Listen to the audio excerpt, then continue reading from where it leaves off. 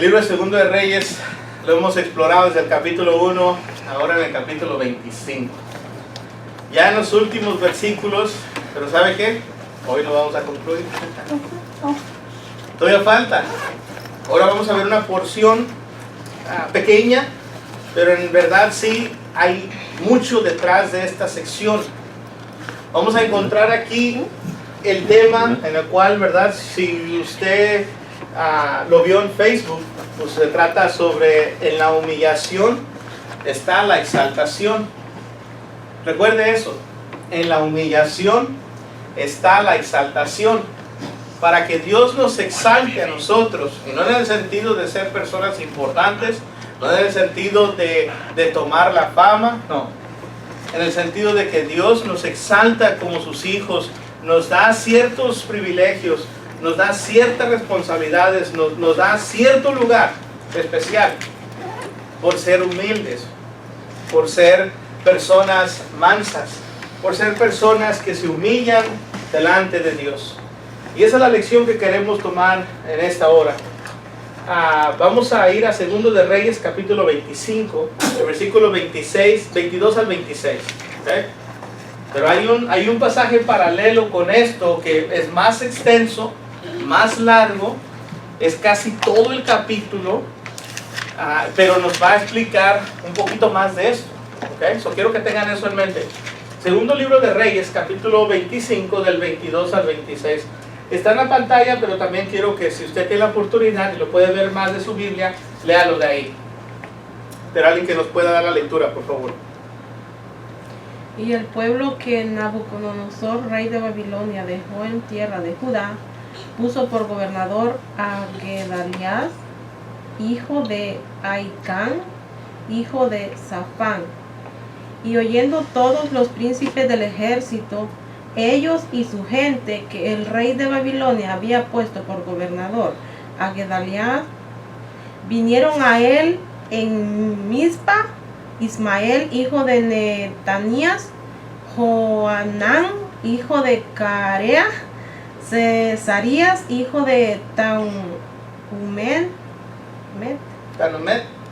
Netofatita, y Hazanías, hijo de un Maascateo, ellos con los suyos. Entonces Gedalías les hizo juramento a ellos y a los suyos, y les dijo: no temáis de ser siervos de los caldeos, habitad en la tierra, y servid al rey de Babilonia, y os irá bien. Mas en el mes séptimo vino Ismael, hijo de Netanías, hijo de Elisama, de la estirpe real, y con él 10 varones, e hirieron a Gedalías, y murió, y también a los de Judá, y a los caldeos que estaban con él en Mizpa. Y levantándose todo el pueblo, desde el menor hasta el mayor, con los capitanes del ejército, se fueron a Egipto por temor de los caldeos. Gracias. Note que aquí es una sección muy pequeña que nos explica algo muy breve, solamente pasar sobre la situación. Y encontramos aquí a este individuo llamado Gedalías. Gedalías, según encontramos en esta sección, es puesto por el rey Nabucodonosor como gobernador de aquellos que quedaron en las ruinas de la santa ciudad. A este momento, ya después de la destrucción o de la cautividad de Gedalías, sus hijos siendo degollados, sus ojos siendo sacados de su cabeza, de su ser, y llevado a Babilonia como prisionero para morir de esa manera, encontramos que Gedalías es puesto como gobernador. Pero quiero que tengan en mente, la santa ciudad no tenía muros, no tenía templo, y todo había sido consumido en fuego. No había realmente una ciudad en donde quedarse. Pero dejó algunos allí, según la escritura nos enseña, que habían quedado algunos que eran pobres para que trabajaran la tierra. Bueno, a través de esos pobres, Gedalías había quedado como gobernador. como aquel quien dirigiría al pueblo de Dios, aquellos que estaban ahí todavía. Todos los demás que fueron llevados allá con Daniel, Ezequiel y todos otros que fueron llevados hacia Babilonia, se encontraban aquellos en ese entonces, en ese lugar, siendo cautivos de Babilonia, y estos habían quedado libremente, pero sin ciudad. Tenga esto en mente. Cuando la Escritura nos menciona estos 6 versículos, este acontecimiento, nos damos cuenta que en Jeremías capítulo 40, y tenga eso ahí en nota si usted quiere, Jeremías 40, todo el capítulo nos va a explicar esto con lujo y detalle. ¿Ok? Segundo de Reyes, capítulo 25, del versículo 22 al 26, es una breve descripción de lo que Jeremías va a elaborar. Y Jeremías nos quiere dejar saber un poco más. No sé quién nos puede leer del versículo del 1 al 6. ¿Cuál dijo?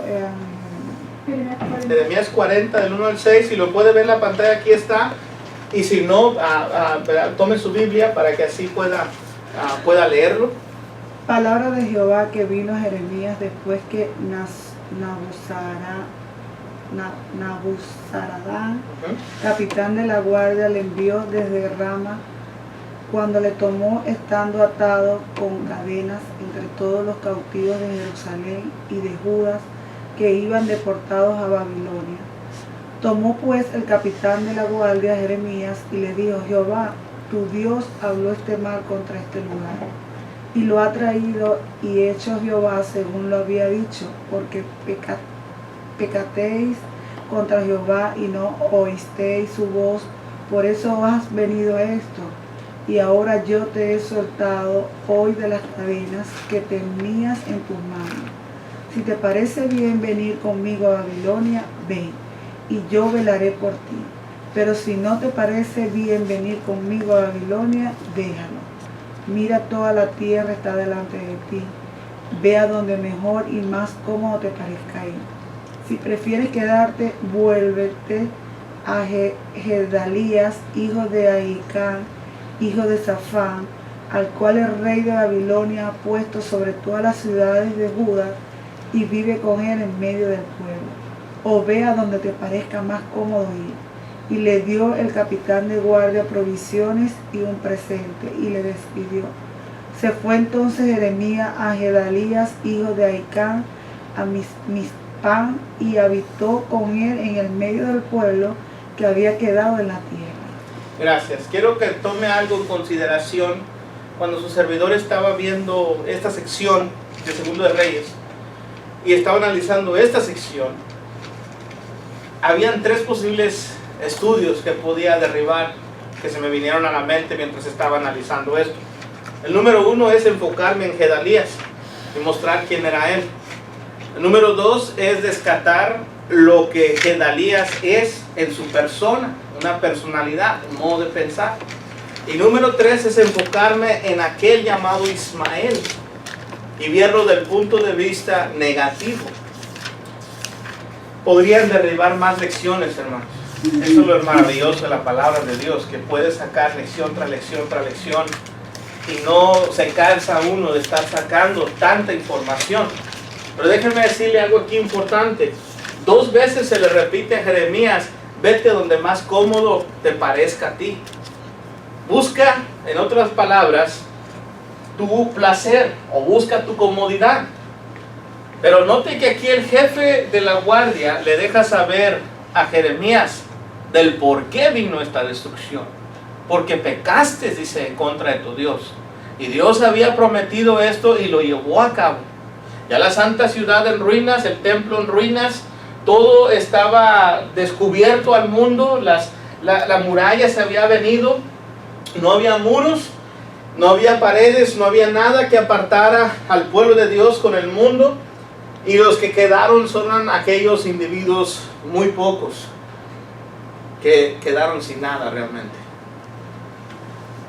Jeremías está enfrentando la situación, viendo para dónde ir.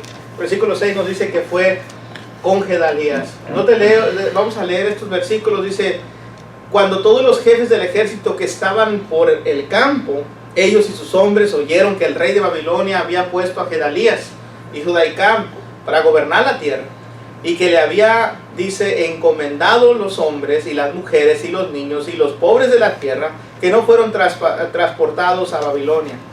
Vinieron luego a Gedalías en Mizpa, esto es, Ismael, hijo de Netanías, Joanán, hijos de Carea, Seraías, hijo de Tanumet, los hijos de Efaí, Netofatita, y Jesanías, hijo de un Macateo, aquellos, dice, ellos y sus hombres. Versículo 9. Y les juró Gedalías, hijo de Ahicam, hijo de Safán, a ellos y a sus hombres, diciendo: no tengáis temor de servir a los caldeos, habitad en tierra y servid al rey de Babilonia, y os irá bien.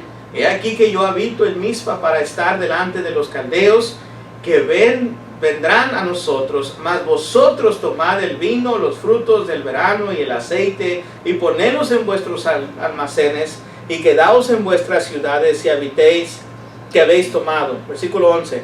Asimismo todos los judíos que estaban en Moab y entre los hijos de Amón y Edom y los que estaban en todas las tierras, cuando oyeron decir que el rey de Babilonia había dejado a algunos en Judá y que había puesto sobre ellos a Gedalías, hijo de Ahicam, hijo de Safán, todos estos judíos regresaron entonces de todos los lugares a donde habían sido echados, y vinieron a tierra de Judá a Gedalías en Mizpá, y recogieron vino, abundantes frutos. Y Joanán, hijo de Carea, y todos los príncipes de la gente de guerra que estaban en el campo, vinieron a Gedalías en Mizpa, y le dijeron: ¿no sabes que Balis, rey de los hijos de Amón, ha enviado a Ismael, hijo de Netanías, para matarte? Mas Gedalías, hijo de Ahicam, no les creyó. Entonces Joanán, hijo de Carea, habló a Gedalías en secreto, en Mizpa, diciendo: yo iré ahora y mataré a Ismael, hijo de Netanías, y ningún hombre lo sabrá. ¿Por qué te ha de matar? Y todos los judíos que se han reunido a ti se dispersarán, y perecerá el resto de Judá. Pero Gedalías, hijo de Ahicam, dijo a Joanán, hijo de Carea: no hagas esto, porque es falso lo que tú dices de Ismael. Y aquí vemos una personalidad de Gedalías. Nos da una visión más grande, nos da más información de cómo sucedió el acontecimiento. Quiere decir que Gedalías supo que Ismael vendría, según nos presenta Segundo de Reyes, en el versículo 25, para venir y matarlo. Pero él no hizo caso. Es más, en el versículo 25 dice que lo invitó a su casa, entró, comió, y allí fue donde Ismael le quita la vida. Es algo muy importante que vamos a rescatar de este individuo. Ponía esto yo en Facebook, igual con la imagen que vamos a ver ahorita. Todo individuo que se humilla delante de Dios y continúa en dicha humildad, a su tiempo Dios, hermanos, lo exaltará. Déjeme decirle que Gedalías duró solamente 2 meses como gobernador, que de principio a fin fue una persona excepcional. Y vamos a ver todo esto a través de la historia. La historia tiene mucho que decir. La Biblia no nos presenta lo suficiente evidencia para poder recalcarlo, pero nos presenta algo por lo cual llegamos a la implicación de lo que implica esto. Le dará responsabilidades, esto es Dios, a este individuo que se humille, privilegiadas. Son responsabilidades con gran privilegio por su valentía y su mansedumbre. Y lo que va a decir aquí, dice que en su tiempo corto lo va a exaltar. Hermanos, Gedalías denota o significa Dios exalta, o a quien Dios exalta. En la humillación está la exaltación. Dios exalta a sus siervos que le son fieles, o que son fieles. Lo número 1, o la primer característica que podemos ver de este hombre, es su fidelidad.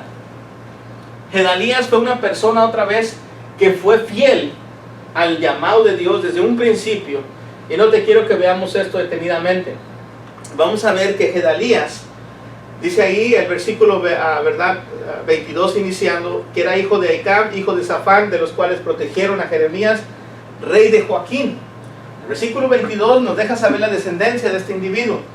Safán era el escriba, si ustedes se acuerdan, que se para delante del tiempo de Josías y le lee el libro que encontró en la casa de Dios. Y cuando se lo lee, Josías rasga sus vestimentas y manda a pedir información. Quiere saber qué va a pasar con él y con el pueblo.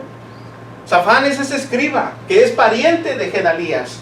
Gedalías venía de un hogar de sacerdocio, de un hogar de conocimiento bíblico. Gedalías sabía precisamente lo que la Biblia enseña. Cuando Joaquín entra al reinado, que es hijo de Josías, en Jeremías 26 al 29, esos 3 capítulos, si usted los lee, usted va a encontrar que Joaquín le quiere quitar la vida a Jeremías. Y es más, castiga o aflige a Baruch, aquel que era el escriba de Jeremías. Entonces, cuando Jeremías envía su mensaje al rey Joaquín para que Joaquín escuche, Joaquín va y es aquel rey que empieza a cortar el rollo hasta que todo lo quema en pedazos.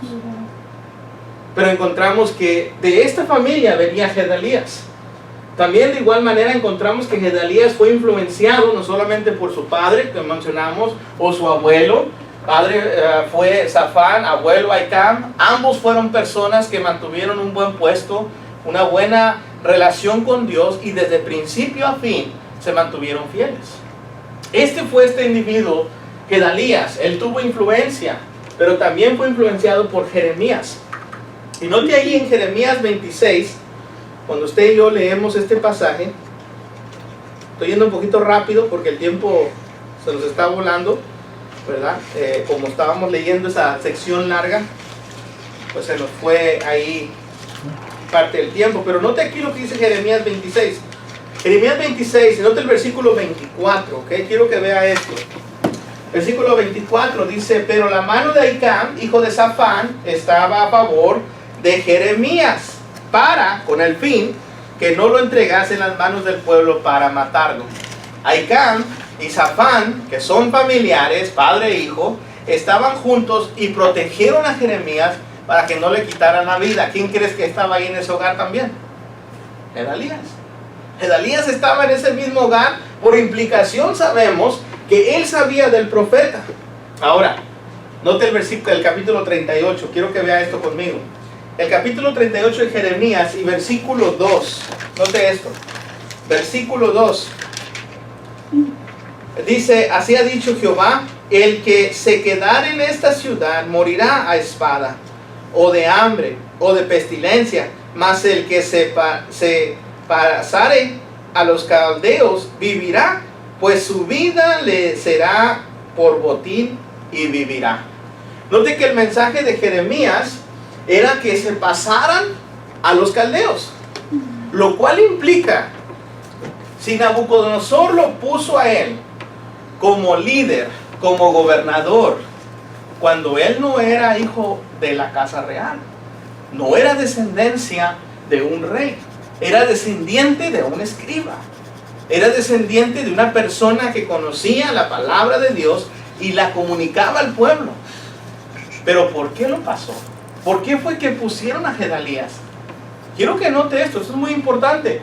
Por mostrar su fidelidad de él, el versículo 17 del mismo capítulo 38, note lo que dice.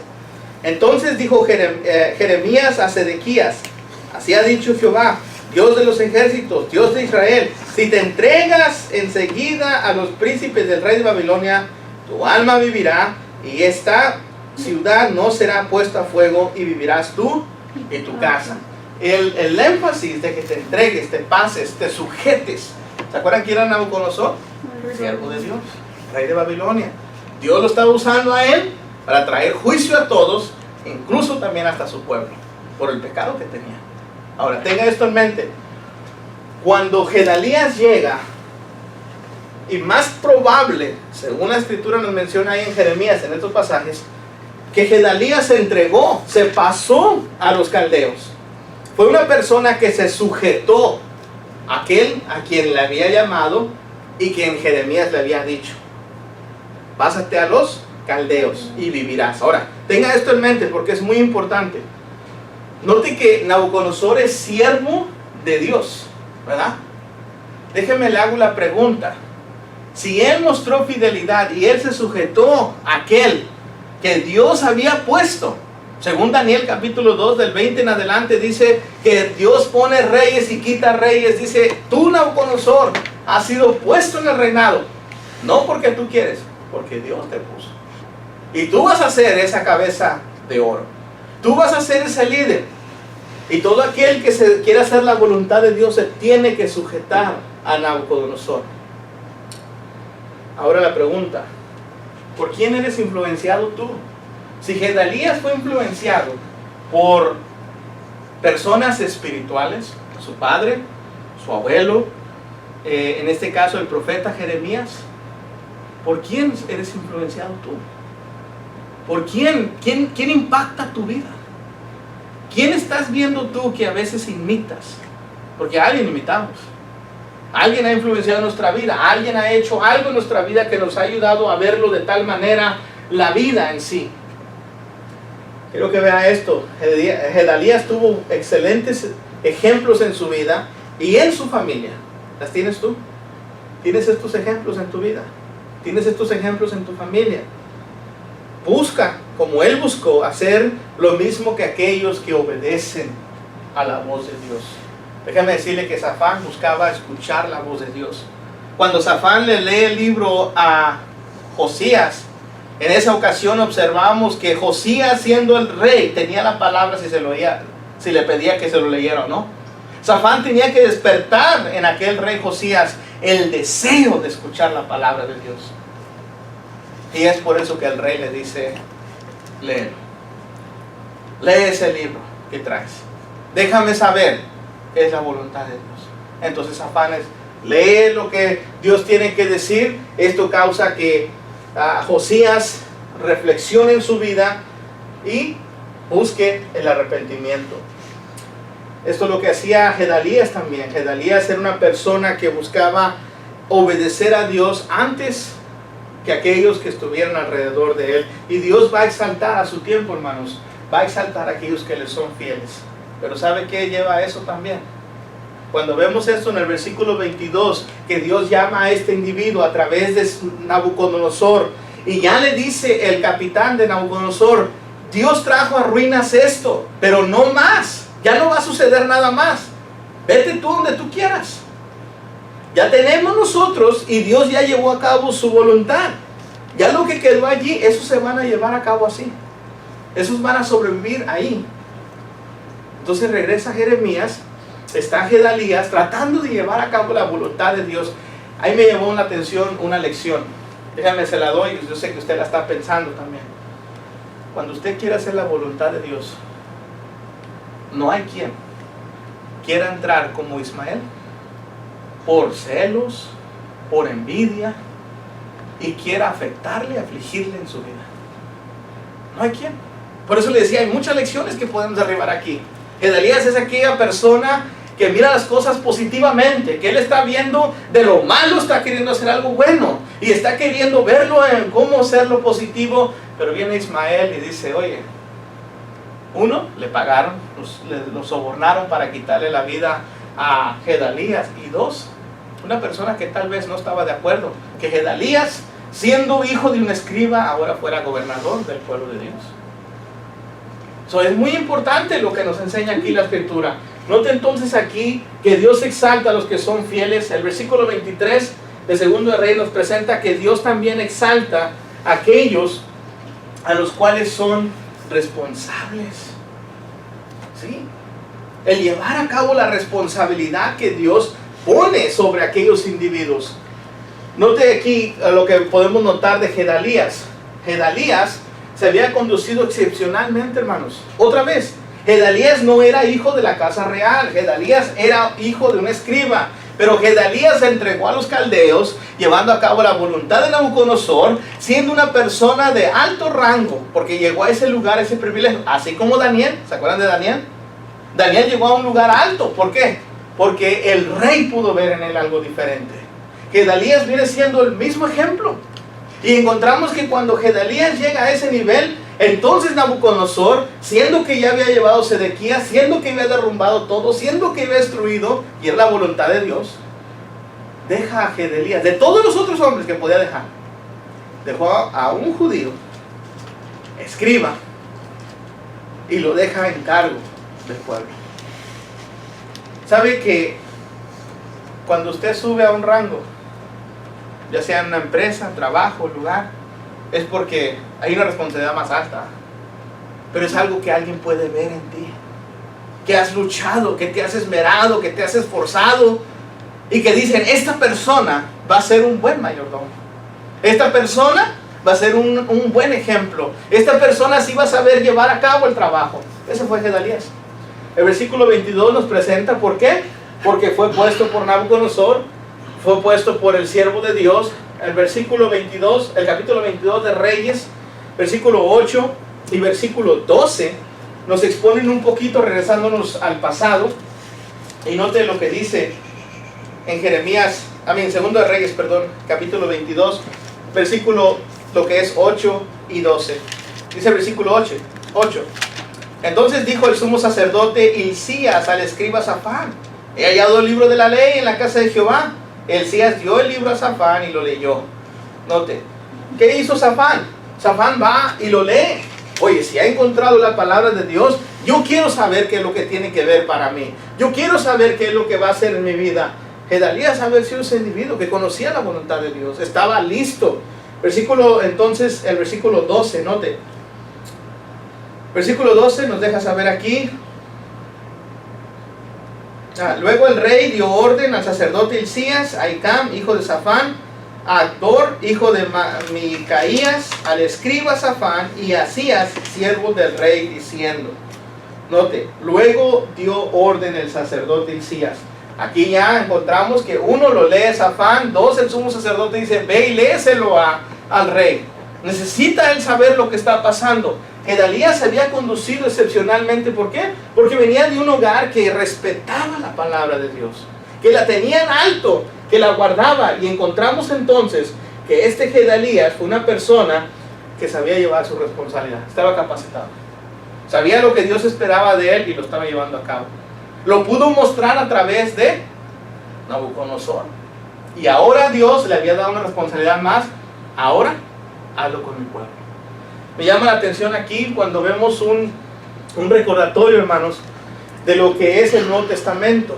Sin embargo, note lo que la pregunta hace ahí. ¿Eres responsable tú con tu oficio? Si eres hijo de Dios, si eres hija de Dios, ¿eres responsable con ello? ¿Sabes llevar a cabo la responsabilidad? Si somos esposos o esposas, tenemos una responsabilidad, ¿verdad? Si somos ciudadanos, tenemos una responsabilidad, ¿verdad? Tenemos una responsabilidad con esta nación, con esta ciudad, con nuestra familia, pero con una responsabilidad con Dios.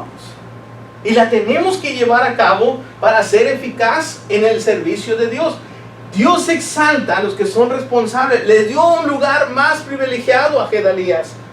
¿Le estás llevando a cabo con excelencia? No solamente hacer el trabajo, porque el trabajo se puede hacer mediocremente, pero hacerlo con excelencia, hermanos. Hacerlo de una manera que resalte y diga uno, wow, ese es un trabajo bien hecho. Y déjeme decirle, hermanos, que hay muchos en todas áreas, en todos lugares, que pueden ser un trabajo mediocre. Un trabajo mediocre se puede hacer rápido y como caiga y ahí se fue. Pero usted va a ver la diferencia, usted no le puede mentir. Usted va y pide un pastel en una pastelera y la pastelera se lo entrega como sea. Usted sabe que no le dio la importancia a su pastel. ¿Va a querer pagar el pastel? ¿Va a querer pagar el pastel? No, ¿verdad? Póngase a pensar, si usted manda que le construyan algo en su casa y se lo hacen mediocremente, ¿usted va a querer pagar por ello? ¿Usted va a querer pagar por ello? No. Póngase a pensar que si usted manda, y ustedes que limpian casas, manda que alguien venga a su casa y le limpie la casa y se lo hace mediocremente, ¿usted va a querer pagar por la limpieza de casa?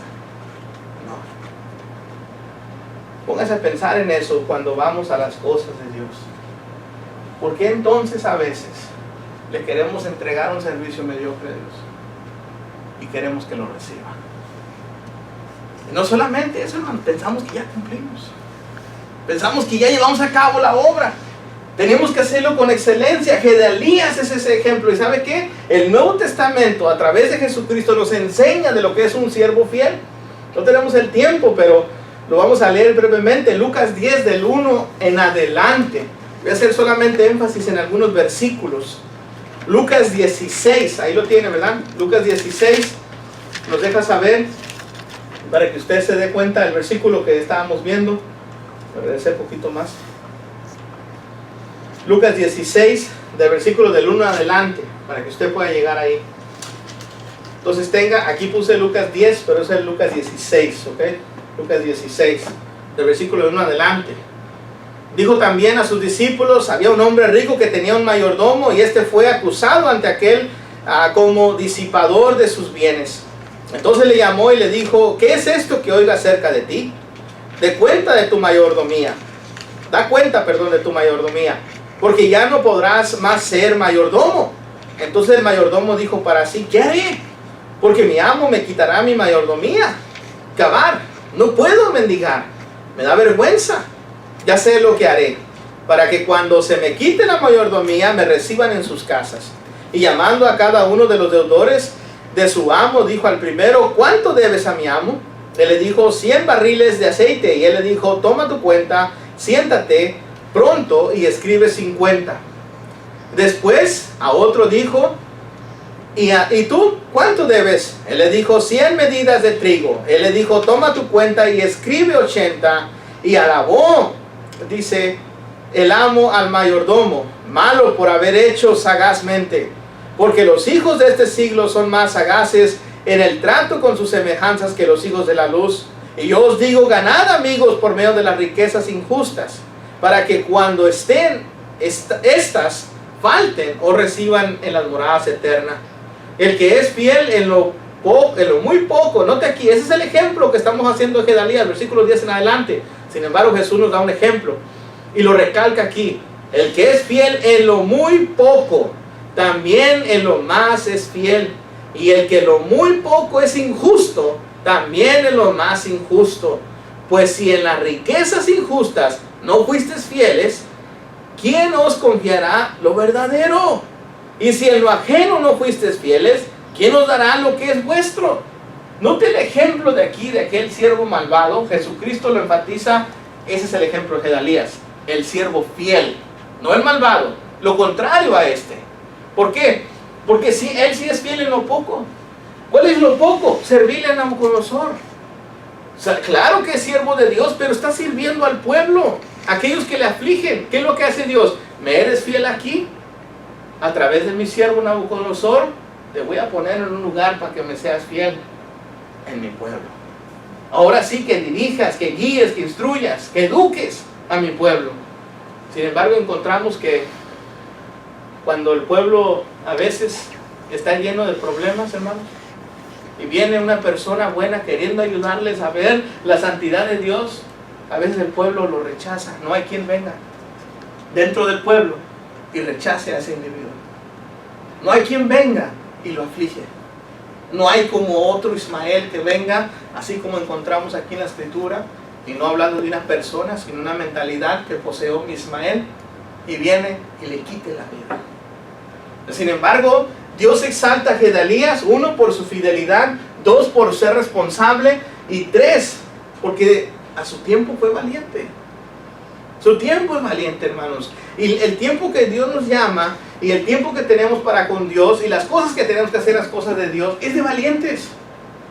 Es de valientes, hermanos, ir a hablar con alguien y que la persona te rechace. Es de valientes el poder pararte y decir: mis principios son bíblicos, yo creo en Dios y la moralidad de Dios es la que yo acepto. Es de valientes cuando todo el mundo va en contra. Es de valientes el mantener la firmeza de lo que tú crees, porque la palabra de Dios te lo ha dicho. Es de valientes el decir hoy en día que el matrimonio es entre un hombre y una mujer. Es de valientes. Te atacan, te afligen. Es de valientes, hermanos, decir que esta es la única verdad absoluta, y que todos aquellos que no acepten la verdad absoluta enfrentarán lo que es el castigo eterno. Es de valientes. No es fácil, pero hay que decirlo. Gedalías tenía la suficiencia de valentía como para decirle al pueblo que tenía que hacer si deseaba agradar a Dios, hermanos. Le dijo: sujétense a los caldeos y vivirán. ¿Usted cree que el judío quería escuchar eso? Acababan de morir muchos de sus familiares. Acababan de perder todas sus posesiones. Acababan de perder la santa ciudad. Y el judío que se jactaba del templo, ya no estaba el templo. Y Gedalías viene y le dice, si realmente quieren hacer la voluntad de Dios, sujétense a Nabucodonosor. ¿Usted cree que iba a ser fácil? ¿Usted cree que lo iban a abrazar? Iban a decir, tienes razón, Gedalías. No. Es de valientes. Es de valientes hacer la voluntad de Dios. Y su valentía, hermano, se mira no solamente en el momento que él fue puesto en aquel lugar como gobernador y que sabía la oposición que iba a enfrentar, sino que fue valiente hasta su muerte. Llama la atención, hermano, su modo de ser. Ahora la pregunta, ¿estás mostrando tú tu valentía? ¿Estás siendo tú valiente? ¿Estás mostrando tú que tienes ese celo, que tienes esa responsabilidad en tu mente clara? Porque claro, es una responsabilidad, hermanos, que tenemos con Dios, y nuestra responsabilidad es ser valientes, defender su causa, mostrar su causa. Dios desea que usted y yo lleguemos a tener esto siempre y que lleguemos a su presencia delante de Él. Es por eso, hermanos, que nos motiva que luchemos por la fe. Nos dice a través de Judas que contendamos ardientemente, esto es, persevera en la fe, lucha por ella, reténla, guárdala, cuídala. ¿Cuál? La que Dios ya te ha puesto. Dice, la cual fue dada a sus santos, una vez y para siempre. La palabra de Dios fue entregada en nuestras manos, la tenemos, revelación completa. Hay que guardarla, hay que protegerla, hay que cuidarla. El apóstol Pablo dice que ha guardado la fe, que ha peleado la buena batalla. El apóstol Pablo ha dicho, yo tengo todo esto, lo he retenido hasta este momento. Lo he guardado, lo he hecho mío. Por lo demás, me dice, está guardada la corona de justicia, la cual el juez justo me dará en aquel día, y no solamente a mí, sino a todos aquellos que aman su venida. Apocalipsis 2:10, en medio de la crisis, en medio de los problemas, igual que en el tiempo de Gedalías, ¿estaba en medio de crisis? Sí. ¿Estaba en medio de problemas? Claro que sí. Se quedó en la ciudad de Mizpa, ¿se acuerdan? Mizpa. Esa es una ciudad de refugio, hermanos. Era una torre, era lo que se le llamaba la atalaya. La palabra atalaya es aquella torre de refugio, aquella torre fuerte, aquella torre firme que había en ciertas ciudades. El rey Asa había fortificado esta atalaya, la había hecho firme, donde se reunían para tomar consejo, donde venían para buscar libertad de aquel que lo aflige. Cuando venían a este lugar, era para protección. Y Gedalías se quedó allí, porque sabía que en el momento y en el tiempo de crisis que él vivía, él tenía que mostrar protección, seguridad al pueblo que confiaba en él, porque confiaba en Dios. Y cuando vemos todo esto, nos damos cuenta que Dios nos muestra, estos solamente son algunos, no nos caberían todos los pasajes que nos exhortan, pero tú sé fiel hasta la muerte, y yo te daré la corona de la vida. Eso es lo que hace Gedalías.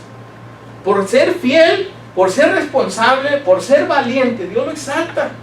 Es la exaltación de Dios. Y nos muestra a usted y a mí que el ejemplo de Gedalías debemos de llevar a cabo. Ahora, vamos a concluir con el último punto para poder observar. Dios exalta a sus siervos que son mansos. Sí. Dios exalta a estos individuos. Hay muchas personas, hermanos, y lamentablemente también algunos hermanos en la fe que dicen que está bien actuar de una manera con enojo, coraje, de una manera desenfrenada para proteger tu vida. Eso no es lo que enseña la Biblia. La Biblia nos enseña aquí de un corazón manso. Gedalías era una persona que poseía esta característica porque era hijo de Dios, porque tenía una responsabilidad, porque sabía que su valentía era defender la palabra de Dios. Pero encontramos que Gedalías, siendo que era una persona de tal dicho, él fue hasta el último momento y guardó su mansedumbre. Le voy a decir por qué. Tal vez usted se pregunte dónde está el ejemplo de esto. Moisés registra en Números 2 y versículo 3 que no hubo otro hombre sobre la faz de la tierra como Moisés de manso. Note aquí, manso. Y cuando usted y yo vamos a la escritura, nos tenemos que hacer la pregunta personalmente: ¿estamos aprendiendo de Jesús? Porque Jesús es nuestro ejemplo, que ha dejado las pisadas para que usted y yo sigamos, tracemos pisemos adentro de ellos como cuando estábamos pequeños y mirábamos a nuestros padres caminar en la arena y uno trataba de pisar donde ellos pisaban para no hundirse, porque si no se hundía, ¿verdad? Cuando daba esos pasos. Tenemos que aprender de Jesús. ¿Qué dijo Jesús en Mateo 11, versículo 29? Aprended de mí que soy manso y humilde de corazón. Dijo, aprendan de mí. Yo soy manso y humilde de corazón. ¿Cuándo fue que Jesús abrió su boca para defenderse en la cruz? ¿Qué fue lo que le dijo al apóstol Pedro cuando Pedro sacó la espada y le cortó la oreja a Malco? Le dijo Jesús, guarda esa espada. No es necesario. ¿O no crees que le puedo orar a mi Padre y mi Padre mandar 12 legiones de ángeles para que me defiendan? Pedro, no te necesito. No necesito que tú intervengas. Esta es la voluntad de Dios. Que yo muera. Si usted lee el libro de Mártires de Fox, este individuo escribe toda la historia de cómo se llevó a cabo la muerte de los apóstoles y los seguidores de Jesucristo. Santiago, Judas y otros que no fueron apóstoles. Y nos menciona de cómo ellos sufrieron, cómo ellos murieron, cómo fueron decapitados, cómo fueron crucificados. Y encontramos en todo eso, ¿sabe qué? Aprendieron de Jesús a ser mansos y humildes.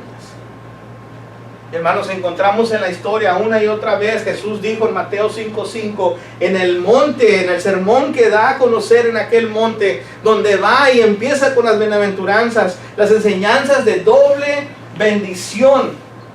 Dice, bienaventurados los mansos, porque ellos heredarán la tierra. Y nos damos cuenta que allí no se habla de una tierra literal. Sin embargo, Dios da el permiso a que usted y yo tengamos esta posesión. ¿Por qué? Porque Dios es el rey, el creador de todo y el dueño de todo.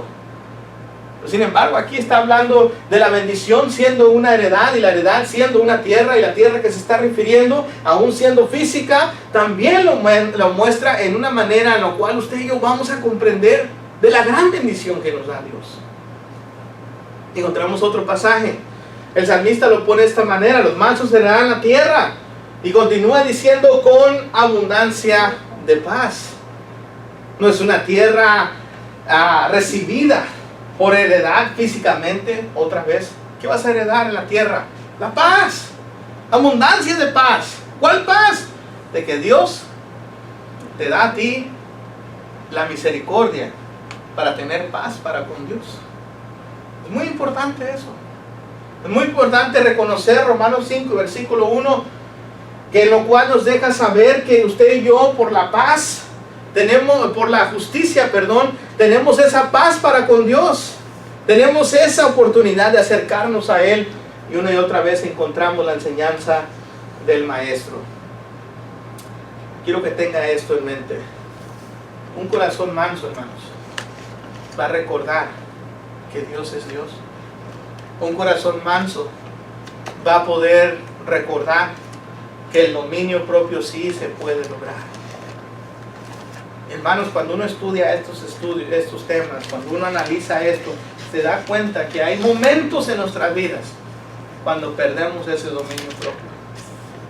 ¿Y qué es lo que tenemos que hacer? Aprender a sujetarnos a Cristo. Aprender a sujetar nuestro carácter, nuestras emociones, porque sí se pueden gobernar. Usted no debe ser gobernado por sus emociones, del coraje, del enojo, de la ira. No, usted puede sujetar todo eso y debe sujetarlo, porque Dios no es un Dios de tal manera que es desenfrenado, y nosotros no podemos ser hijos desenfrenados. Tenemos que ser sujetos a Dios. Vamos a concluir con esto. Me llamaba la atención en Juan capítulo 12, y lo puse en la versión PDT porque quisiera dejarle esto en mente. Dios exalta, hermanos, aquellos siervos que le son fieles, aquellos siervos que saben su responsabilidad y la llevan a cabo con excelencia. Dios exaltó a Gedalías. Dios lo exaltó por su valentía, porque supo hacer lo que tenía que hacer y no le tuvo miedo al desafío. Y vimos ahorita que Dios exalta a aquellos individuos que son mansos, de un espíritu humilde. 2 meses. ¿Cuál es la exaltación más grande, hermanos, que podemos tener? ¿Cuál es la exaltación que Dios nos puede dar? Lo más grande. Usted y yo a veces pensamos carnalmente que es es difícil la muerte. Pensamos carnalmente que quisiéramos tener más tiempo. Pero hermanos, si Dios nos va a exaltar y vamos a hacer su voluntad a Dios, este pasaje tiene que venir a nuestra mente. Si la muerte viene y estamos listos y estamos haciendo la voluntad de Dios, hermanos, es una exaltación a Dios. Es una exaltación porque Dios quiere exaltarte y traerte a casa.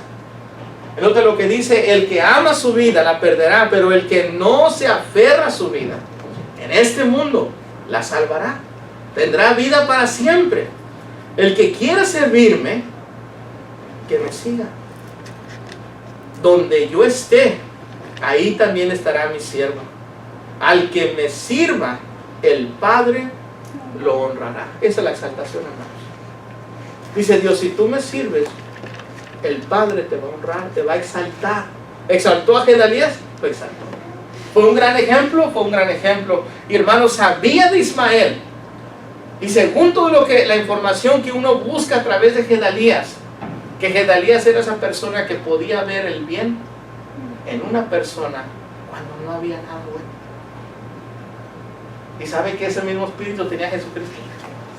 Aún sabiendo que Judas lo iba a entregar, y sabiendo que él tenía la última oportunidad, le decía a Judas, y le daba tiempo para que se arrepintiera. No hay cómo dejar que la persona tome su decisión. No hay cómo mostrar que tú confías en esa persona aún cuando carnalmente no lo deberías, pero Dios dice, lo tienes que hacer. Y si falleces allí, falleces bajo la responsabilidad que estabas llevando a cabo. Hermanos, eso era lo que llevaba a los cristianos en el primer siglo a entregar su vida en el Coliseo. Eso es lo que llevaba a los cristianos del primer siglo rendir su vida a bestias hambrientas y ser un espectáculo en el Coliseo, porque sabían que lo que Dios tenía para ellos ya iba a llegar, ya se les iba a otorgar la vida eterna. Sabían que si guardaban, y sabe qué fácil era solamente confesar a aquel emperador como Dios y ser librados de ahí. Era todo lo que tenían que hacer. Pero sabían que al hacer eso era negar a su Salvador. Sabían que al hacer eso perdían su vida eterna. Sabían que al hacer eso no era la voluntad de Dios. No lo querían hacer.